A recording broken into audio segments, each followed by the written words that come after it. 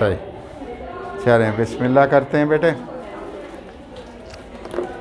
आज बेटे हमने बेटे इधर तवज्जो कर लेंगे, ये ना हो कि आखिर में कुछ भी ना हुआ हो, ये ख्याल कर लें बेटे। ये रेड बटन ऑन हो गया,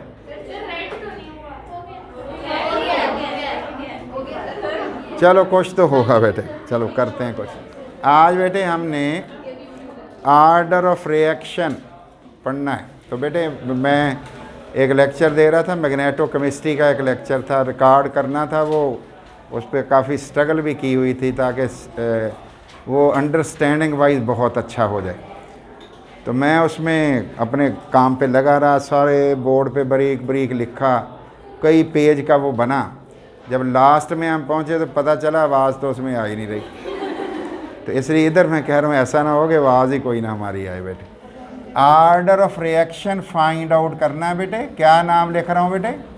order of reaction find out करना चाहते हैं बेटे। इसके लिए कौन कौन से तरीके दुनिया में राइज हैं बेटे? इधर तवज्जो करनी बेटे, आपने मेरी बातें सुननी है। कोई टॉपिक की कोई इतनी डिफ़िकल्टी का लेवल ज़ीरो के करीब है, कुछ भी नहीं है। कैसे ढूंढा जा सकता है बेटे? आर्डर आपको बनाना आता है। कैसे बनाते थे हम बेटे? रेट इक्वेशन लिखते थे और बेटे कंसंट्रेशन टर्म की कोई पावर लिखते थे और हम कहते थे ये जो एक्सपोनेंट होता है ये एक्सपेरिमेंटली आता है बेटे। ऐसी बातें हम कर चुके हुए हैं। देखते हैं कौन कौन से मेथड हैं। पहला मेथड उसे कहते हैं बेटे हिट एंड ट्रायल मेथड।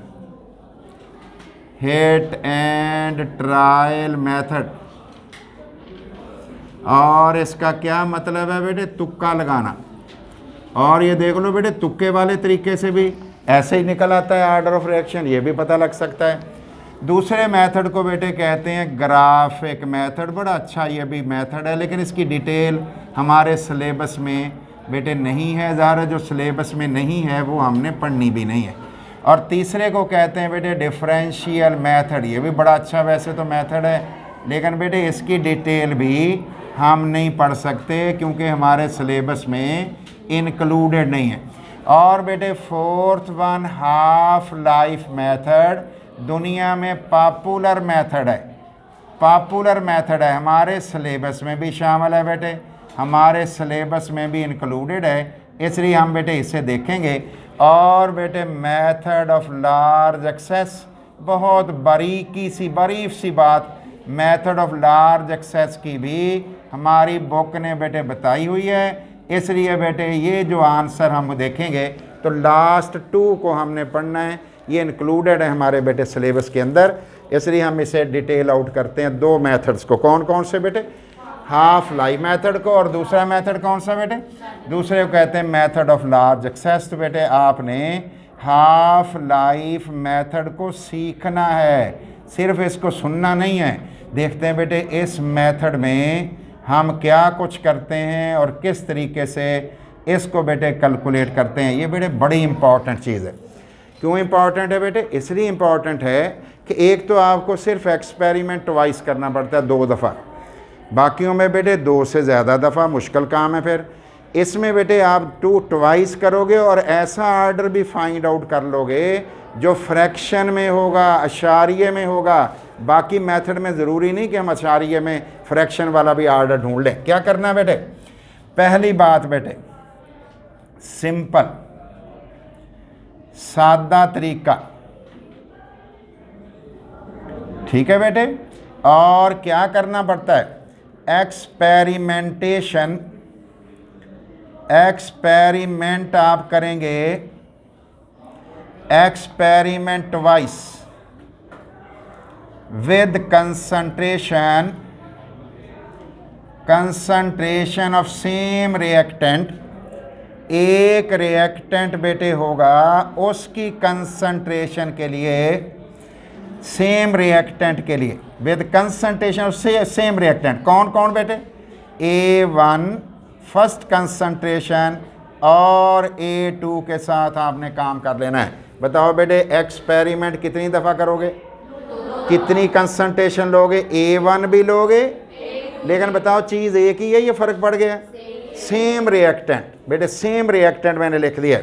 और बेटे जब इसका एक्सपेरिमेंट कर लोगे, half life for both concentration half life for both, दोनों जो आपने कंसंट्रेशंस लिए हैं, इज डिटरमाइंड, उसका भी पता कर लिया जाता है।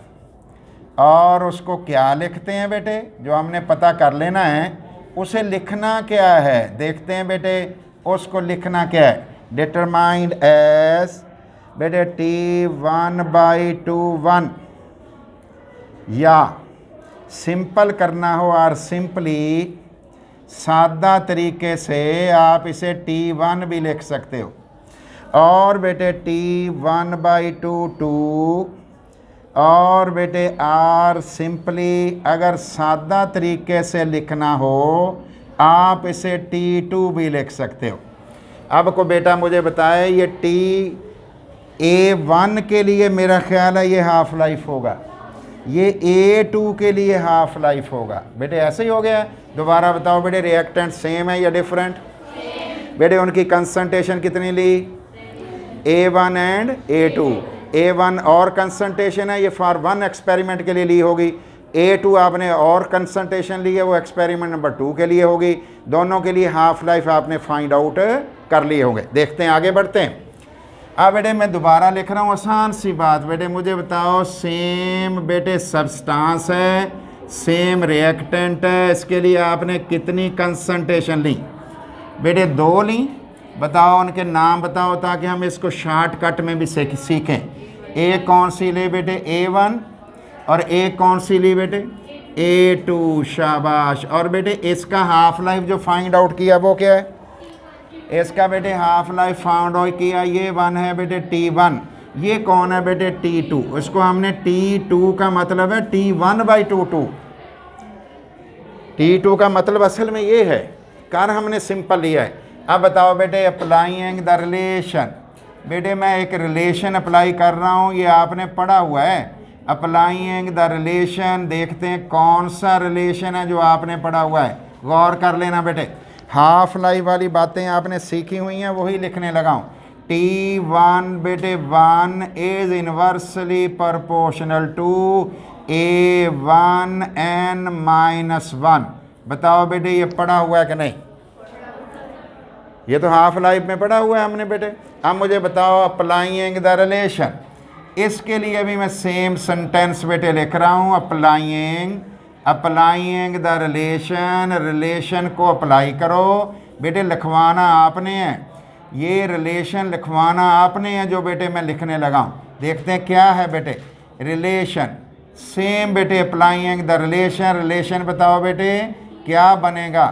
बेटे ये रिलेशन बन गया T2 is inversely proportional to A2n-1। बेटे यहाँ जो n है ना, ये असल में आर्डर ऑफ रिएक्शन है। या n कौन है बेटे? Order of reaction. बताओ कितनी इक्वेशंस बन गई? एक 1 बन गई, एक कौन सी बन गई बेटे? एक बन गई 2। आगे लिखने लगा हूँ बेटे, डिवाइडिंग इक्वेशन 1 को डिवाइड कर लो बाई 2, 2 से। वी हैव, हमारे पास ये चीज़ बेटे बनेगी, देख भी लेनी है सही बनी कि नहीं। ये बेटे T1 मैंने ऊपर लिख दिया और बेटे मैंने T2 नीचे लिख दिया। बताओ ऐसे ही है? और बेटे इधर मैंने देखते हैं क्या लिखा बेटे, ऊपर लिख दिया 1/A1n-1, नीचे लिख दिया 1/A2n-1। ठीक हो गया बेटे। ये बताओ ये ऊपर वाली कौन है? पहली इक्वेशन। ये नीचे जो लिखा है वो कौन सी है? क्या 1 को 2 पे डिवाइड किया? 1 को 2 पे डिवाइड किया। बेटे जो प्रोपोर्शनैलिटी कांस्टेंट इधर लगना है वही इसमें लगना था, मैंने इधर लिखा ही नहीं है, एक स्टेप हमारा बच गया। तो ये मैंने बेटे इक्वल भी लगा दिया। प्रोपोर्शनैलिटी कांस्टेंट दोनों में एक होना था, इसलिए वो दोनों कैंसिल हो जाता, उसको लिखने का फ़ायदा तो नहीं है। अब बेटे आगे बढ़ते हैं। ये बताओ ये उल्टी तो नहीं हो जाएगी? अनवर लिखते हैं फिर बेटे T1/T2 इज इक्वल टू, बेटे ये ऐसे ही लिखी जाएगी 1/A1n-1 into A2n-1 divided by 1। आपने लॉजिकली आपने देखना है कि ठीक है कि नहीं। अब मुझे बताओ बेटे, इसका तो कोई फ़ायदा नहीं है आपको, इसलिए बेटे आंसर हमारे पास बना T1/T2 is equal to A2n-1 divided by A1n-1। बेटे एक दफ़ा फिर मुझे बता दो, where n is order of reaction. बेटे सारा काम हम इस n के लिए कर रहे हैं, सिर्फ n के लिए कर रहे हैं। आगे चलते हैं बेटे। अब मैं दोबारा लिख रहा हूँ T1, देख भी लेना ठीक है कि नहीं। T2 is equal to A2/A1, और बेटे इसकी पावर मैं लिख रहा हूँ ऊपर n-1। क्या दोनों की इकट्ठी पावर लिखी जा सकती है? अब बेटे अभी भी n हमारे काबू नहीं आ रहा बेटे। अब कोई और तरीका सोचते हैं मैथ वाला। बेटे दोनों तरफ का लॉग ना ले लें, लॉग लेंगे तो लॉग की प्रॉपर्टी होती है कि ये पावर जो बैक पे आ जाती है। Taking log of both sides, taking log, ये log 10 वाला, ऑफ बोथ साइड्स, दोनों साइडों का बेटे लॉग ले लें, दोनों साइड्स का लॉग ले लें। वी हैव, हमारे पास ये चीज़ बेटे आ जाएगी। बताओ बेटे इसका लॉग ले लें, लेकिन आपने सॉल्व नहीं करना, सिर्फ लॉग लेना है। लॉग और बेटे T1/T2। अदरवाइज इसको मैं सॉल्व करता तो मैंने लिखना था log of T1 minus log of T2। वो नहीं करना हमने ऐसे ही लिखना है। आगे चलते हैं बेटे, इसका भी लॉग दूसरे का ले लिया, आंसर आ गया n-1 log ऑफ, किसका लॉग बेटे? log of A2 divided by, इससे आगे ही नहीं बढ़ना, बस इधर ही रुक जाना है। बताओ बेटे इसमें n कौन है? अगर मैं बेटे इसको रीअरेंज करूं हो सकती है। ऑन रीअरेंजिंग, अगर दोबारा तरतीब दे दिया जाए, ऑन रीअरेंजिंग अबव एक्सप्रेशन, ऊपर वाले एक्सप्रेशन को रीअरेंज कर लिया जाए, फिर क्या हो जाता है बेटे? वी हैव, हमारे पास ये चीज़ मिल सकती है हमें। कौन से वाली बेटे? ये बताओ, लॉग वाली चीज़ें एक तरफ ना कर लें बेटे। ये वाला मैं ले आऊँ, नीचे आएगा कि ऊपर? नीचे, शाबाश बेटे। लिख रहा हूँ log ऑफ T1/T2, देखते जाना अच्छी तरह बेटे, डिवाइडेड बाई, नीचे लिख रहा हूँ बेटे log ऑफ A2/A1, और बेटे ये वाली बात, और इज इक्वल टू n-1। ठीक है बेटे, आप ज़रा सोच के मुझे बताओ, आपने दोनों कंसंट्रेशन आपने खुद ली थी बेटे? दोनों कंसंट्रेशन आपने खुद ली थी, तो फिर तो आपको इन दोनों का पता है बेटे वैल्यूज़ का।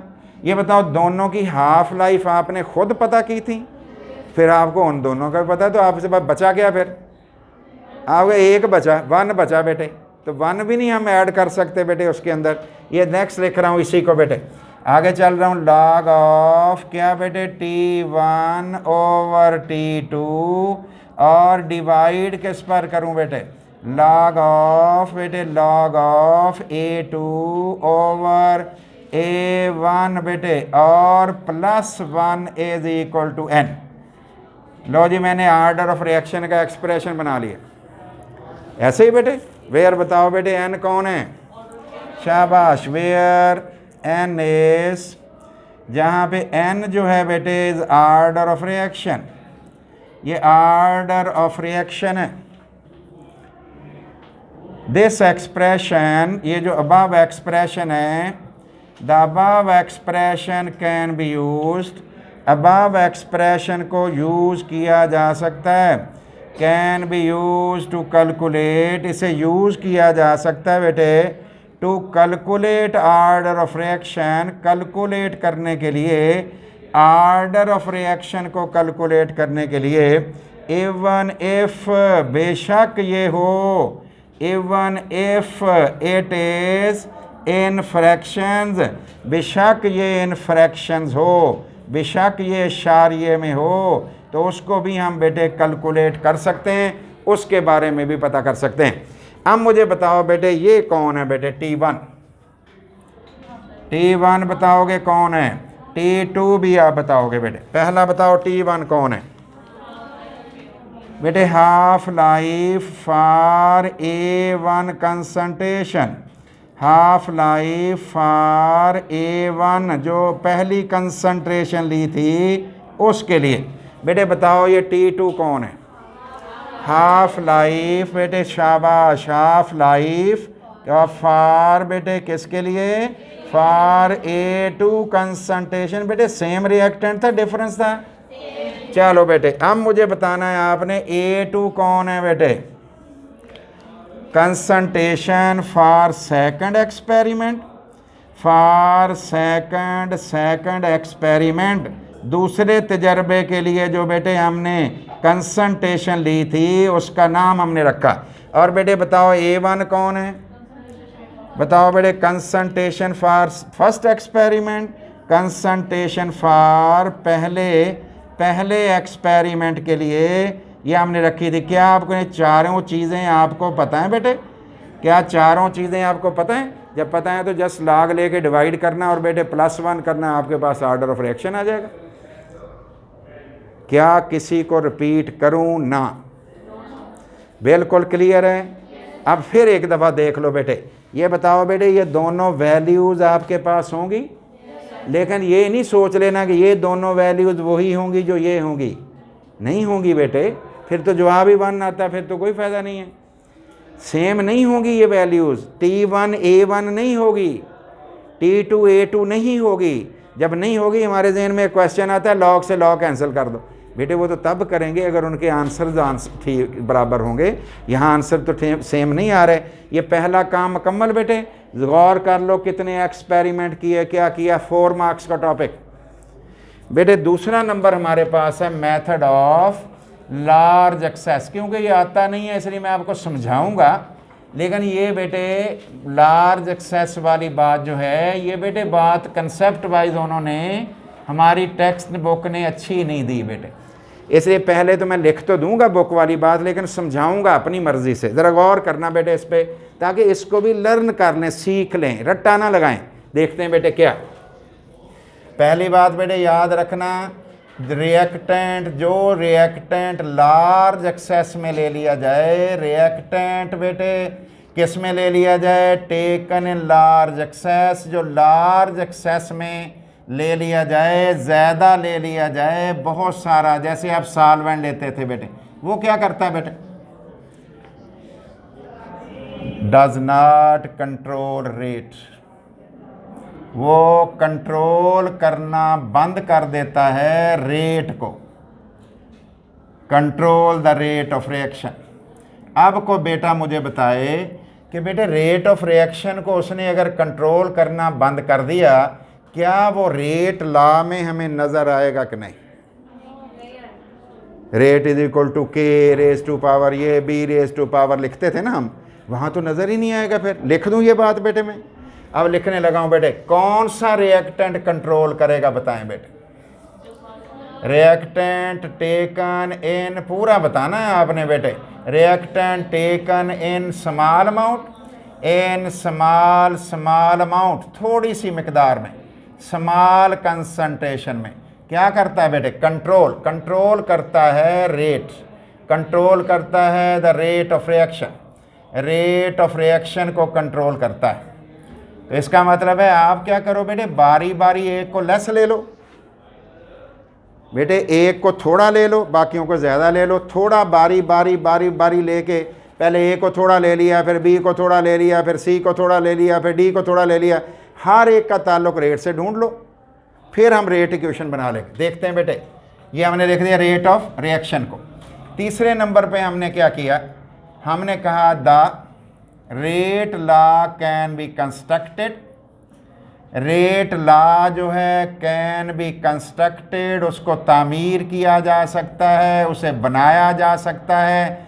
और किस तरह बनाया जा सकता है? बाई टेकिंग, किसको बेटे लेके, बाई टेकिंग ऑल रिएक्टेंट्स, सारे रिएक्टेंट्स को in less quantity, one by one, reactants in less quantity, थोड़ी क्वांटिटी में, थोड़ी कंसंट्रेशन में बेटे, कैसे, टर्न बाय टर्न,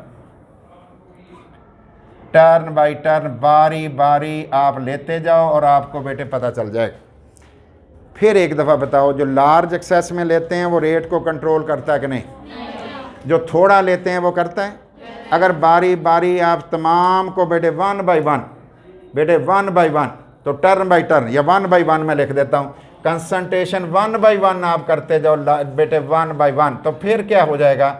इसका मतलब हम रेट लॉ ढूंढने में कामयाब हो जाएंगे। एग्जाम्पल ले रहा हूँ, इस एग्जाम्पल को सीखना है बेटे। अगर ये सीख लिया आपने, फिर आप बेटे बिल्कुल कामयाब हो जाओगे। ये सिंपल वे से बता रहा हूँ, साइंस तो बता रहा हूँ, लेकिन साइंस को बिल्कुल सादा लफ्ज़ बना के बता रहा हूँ। तवज्जो करिए बेटे, मैंने एक रिएक्शन लिया है, ये बेटे 2NO गैस है प्लस बेटे 2H2 गैस है, इनका रिएक्शन हो गया है, बन गया बेटे N2 गैस है प्लस 2H2O बन गए। ये हमारा रिएक्शन बेटे बन गए। मुझे को बेटा बताए कि नंबर आपको कहीं नज़र आ रहे हैं बेटे? बेटे को रिएक्टेंट के नंबर नज़र आ रहे हैं? हमारे हिसाब से तो 4 बनना चाहिए ऑर्डर ऑफ रिएक्शन बेटे, लेकिन बेटे हमने क्या किया, ज़रा गौर करो बेटे। हमने बेटे रेट लिखा, रेट लिखने के बाद इसका एक्सप्रेशन भी बना लिया, NO भी लिख लिया, लेकिन हमने कहा इसकी पावर अभी मैं क्वेश्चन मार्क लगा रहा हूँ, और बेटे H2 भी लिख लिया और इसकी क्वेश्चन मार्क भी ऊपर में लगा रहा हूँ। अभी मुझे पता नहीं है कि इसके ऊपर क्या लिखूँ। ठीक है बेटे, अब मैं क्या करूँ, 2 तो मेरे रिएक्टेंट है, मैं एक को थोड़ा ले लूँगा, एक को एक्सेस ले लूँगा, 2 मेरे एक्सपेरिमेंट होंगे। जवाब देखते हैं बेटे। मैंने क्या किया, इस चीज़ को लेस बेटे ले लिया और इसे एक्सेस ले लिया। बताओ बेटे कौन रेट को कंट्रोल करना बंद हो गया? एक्सेस बंद हो गया। अब मैंने एक्सपेरिमेंट किए बेटे, पहला एक्सपेरिमेंट और बेटे दूसरा एक्सपेरिमेंट, 2 एक्सपेरिमेंट मैंने बेटे किए। क्या क्या किया ज़रा ध्यान करना बेटे। मैंने इसका 1 मोल लिया, 1 मोल, तो मैंने जब इसका रेट देखा ना बेटे, तो इसका रेट था 1 मोल पर dm³ पर सेकेंड। फिर मैंने क्या किया बेटे, मैंने इसके 2 मोल पर dm³ ले ली, 2 मोल पर dm³ मैंने ले लिया, इसका भी 2 मोल पर dm³ ले लिया। जब मैंने बेटे इसकी वैल्यू देखी, तो मेरे पास जो आंसर बेटे आ रहा है, ज़रा वो हैरान कौन था बेटे। वो क्या था बेटे, 4 मोल पर dm³ पर सेकेंड। ये मेरे पास जवाब था बेटे। मैंने अपने जहन में खुद ही सोच लिया कि असल में इस क्वेश्चन मार्क की जगह पे 2 है। इस क्वेश्चन मार्क की जगह पे कौन है बेटे, 2। फिर अप्लाई करके देखता हूँ। बताओ बेटे, मैंने ये 1 यहाँ रखा, इसका स्केयर लिया, जवाब सोच लो। ये 1 यहाँ रखा, उसका स्केयर लिया, जवाब। अब मैंने 2 लिया, इधर रखा, उसका स्केयर, जवाब। अगर यहाँ स्केयर रेड वाला ना होता, क्या आंसर 4 आता? क्लियर। पहला एक्सपेरिमेंट मेरा हो गया ख़त्म। अब मैं करने लगा हूँ बेटे दूसरा एक्सपेरिमेंट। देखता क्या करता हूँ। अब मैंने इसको ले लिया बेटे एक्सेस, और बेटे इसको ले लिया मैंने लेस कंसंट्रेशन में। अब बताओ कंट्रोल कौन करना शुरू हो गया? सोच के बताना है, कौन कंट्रोल करना शुरू हो गया? नहीं नहीं बेटे, लेस वाला। लेस का मतलब है लेस कंसंट्रेशन बेटे। अब बताओ जी कितने एक्सपेरिमेंट करने हैं? 2।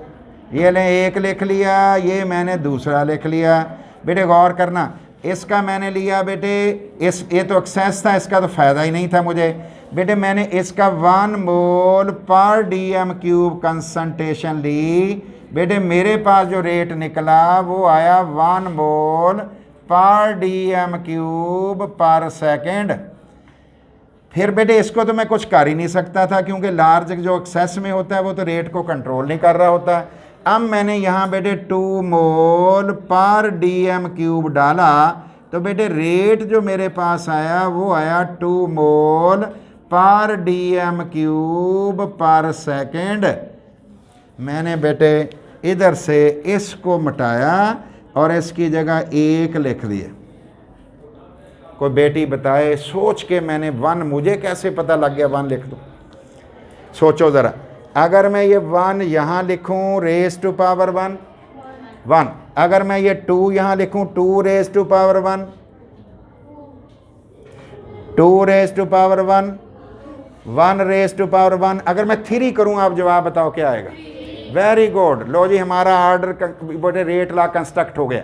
अब मुझे बताओ आर्डर ऑफ रिएक्शन क्या हुआ? 10। इसका मतलब ये निकला आर्डर ऑफ रिएक्शन किसके बराबर आ गया बेटे? 2 + 1 = 3। और बेटे एक्सपेरिमेंटली ये प्रूवन है कि बेटे NO हाइड्रोजन का रिएक्शन जो होता है ये 3rd ऑर्डर रिएक्शन होता है। हालांकि हमारी सोच जो थी, हमने तो चुप करके ये 2 इधर रखना था, ये पकड़ के 2 इधर रख देना था, हमने तो ऐसे ही करना था। लेकिन देख लो बेटे, एक्सपेरिमेंट आपको कुछ और बता रहे हैं कि नहीं, आप एक्सपेरिमेंट के बगैर ये काम नहीं कर सकते। तो ये बताओ बेटे, कौन सा एक्सपेरिमेंट किया आपने?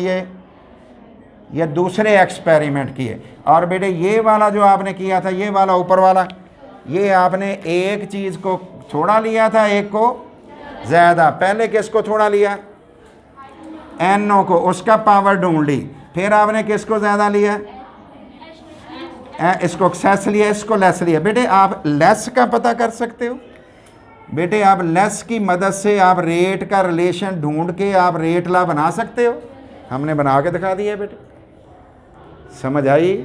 फिर एक दफ़ा हम रिपीट कर रहा हूँ, गौर करो। मैंने ये ज़्यादा ले लिया, इसका रोल ख़त्म। इसके नीचे मैं लाइन लगा देता हूँ, ये लें जी, इसका रोल ख़त्म, इसका रोल ख़त्म। बेटे इसका 1 मोल लिया, रेट कितना था? मैंने 2 लिया, 4 कैसे हो गया? यहाँ 2 आना चाहिए कि नहीं? बताओ। 2 रेज़ टू पावर 2। चलो मैं बताओ 3 मोल लेता हूँ, 9 रेट आ गया। कैसे आ गया? 3 रेज़ टू पावर 2, 9 आ गया। अगर मैं 4 मोल कर दूँ, 16 बेटे मोल पर dm³ पर सेकेंड। समझ आ रही बात? चलो अब बेटे ये बताओ, इसको ले लिया एक्सेस, किसको? NO को। बेटे इसका 1 मोल लिया, रेट 1, 2 लिया, 2 पावर तो एक ही होगी, फिर एक के अलावा तो नहीं। आज 3 मोल लूँ, बताओ जवाब क्या आएगा? 3 4 ले लूँ, 4 रेज़ टू पावर 1 4। लो जी, दोनों को ऐड कर दो, ऑर्डर ऑफ रिएक्शन बेटे आ गए जी। क्लियर बेटे? कोई इशू इसमें हो तो मुझे बता दें।